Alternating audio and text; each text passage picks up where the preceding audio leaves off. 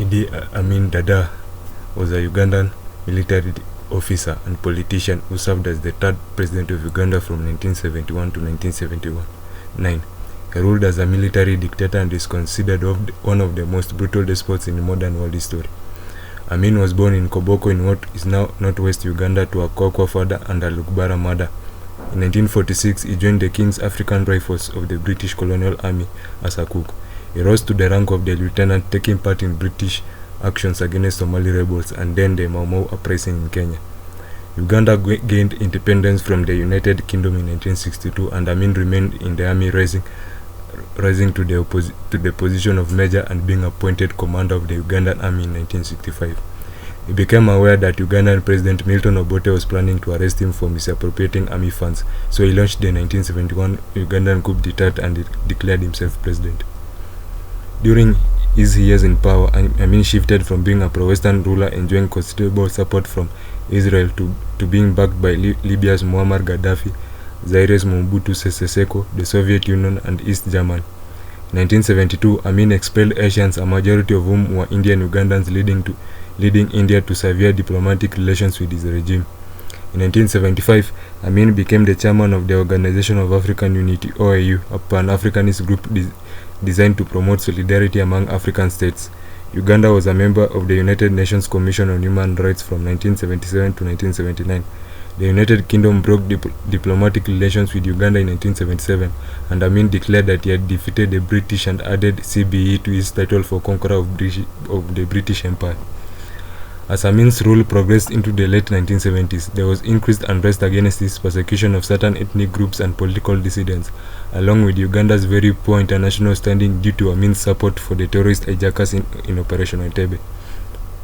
He then attempted to annex Tanzania's Kagera region in 1978. The Tanzanian President Julius Nyerere ordered his troops to invade Uganda in response. Tanzania Army rebel forces successfully captured Kampala in 1979 and ousted Amin from power.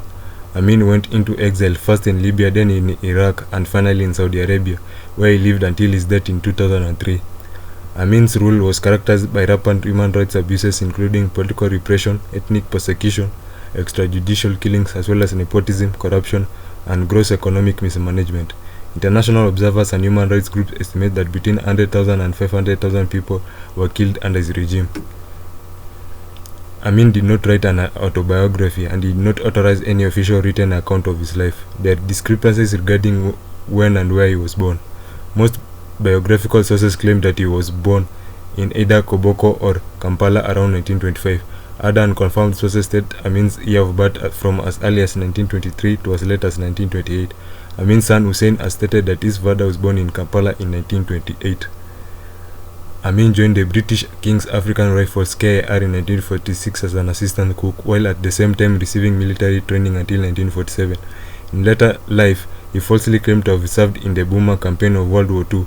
He was transferred to Kenya for infantry service as a private in 1947 and served in the 21st KAR Infantry Battalion in Gilgil, Kenya colony until 1949.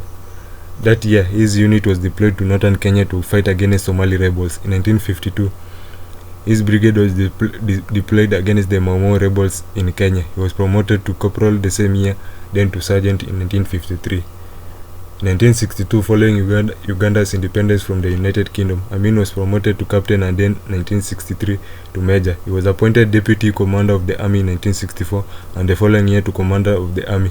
In 1970, he was promoted to commander of all the armed forces. Eventually, a rift developed between Amin and Obote, separated by the support Amin had built within the Uganda army by recruiting from the West Nile region. His involvement in operations to support the rebellion in southern Sudan and attempt on Obote's life in 1969. In October 1970, Obote took control of the armed forces, reducing Amin from his months-old post of commander of all the armed forces to that of the commander of the Ugandan army. On 2nd February 1971, 1 week after the coup, Amin declared himself president of Uganda, commander-in-chief of the armed forces, Uganda Army Chief of Staff, and Chief of Air Staff. He suspended the certain provisions of the Ugandan constitution and soon instituted an advisory defense council composed of military officers with himself as the chairman. Amin placed military tribunals above the system of civil law, appointed soldiers to top government posts and government-owned corporations, and informed the newly inducted civilian cabinet ministers that they will be subject to military courtesy. Amin ruled by decree. Over the course of his rule, he issued approximately 30 decrees. Amin retaliated against the attempted invasion by Ugandan exiles in 1972 by purging the Ugandan army of Obote supporters, predominantly those from the Acholi and Lango ethnic groups. In July 1971, Lango and Acholi soldiers had been massacred in the Jinja and Barara barracks. By early 1972, some 5,000 Acholi and Lango soldiers and at least twice as many civilians had disappeared. The victims soon came to include members of other ethnic groups, religious leaders, journalists, artists, senior bureaucrats, judges, lawyers, students, and intellectuals. Criminal suspects and foreign nationals. In the atmosphere of violence, many other people were killed for criminal motives or simply at will. Bodies were often dumped into the River Nile.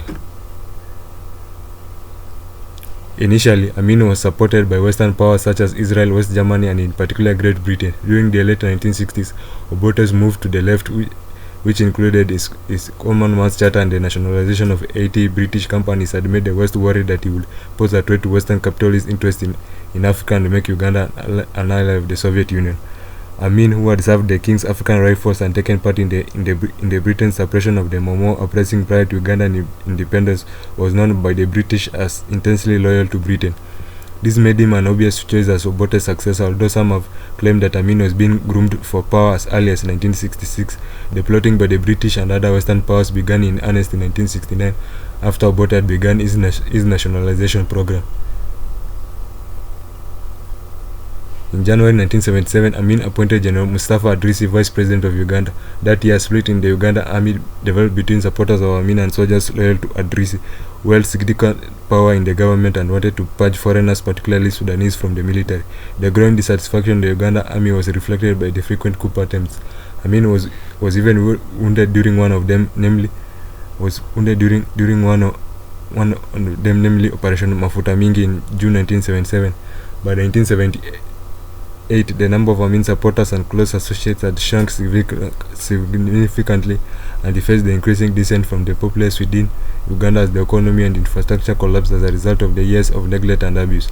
After the killings of Bishop Luum and the ministers Oyema and Obot Ofumbi in 1977, several of Amin's ministers defected or fled into exile.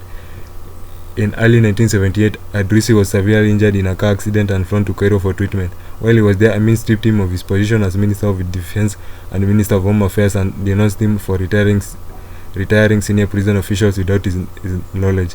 Amin then proceeded to purge several high-ranking officials from his government and took personal control of several ministerial portfolios. The shake-up caused political unrest and especially angered Adrisi's followers, who believed that the car accident was a failed assassination attempt.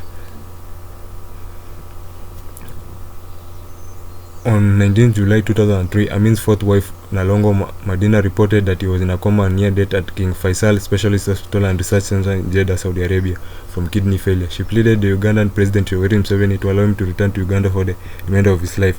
Museveni replied that Amin would have to answer for his sins the moment he was brought back. Amin's family eventually decided to disconnect the life support, and Amin consequently died at the hospital in Jeddah. On 16 August 2003, was buried in Ruwais Cemetery in Jeddah in a simple grave without any fanfare. After Amin's death, David Owen revealed that during his term as the British Foreign Secretary from 1977 to 1979, he had proposed having Amin assassinated. He has defended this, arguing, "I'm not ashamed of considering, because his regime goes down in the scale of Pol Pot as one of the worst of all African regimes." A polygamist, Idi Amin married at least 6 women, 2 of whom he divorced. He married his first and second wives, Mliamu and Kay, in 1966. In 1967, he married Nora and then married Nalongo Madina in 1972. On 26 March 1974, he announced on Radio Uganda that he had divorced Maliamu, Nora and Kay. Maliamu was arrested in Tororo on the Kenyan border in April 1974 and accused of attempting to smuggle a bolt of fabric into Kenya. In 1974, Kay Amin died under mysterious circumstances with her body found dismembered. Nora fled to Zaire in 1979. Her current whereabouts are unknown.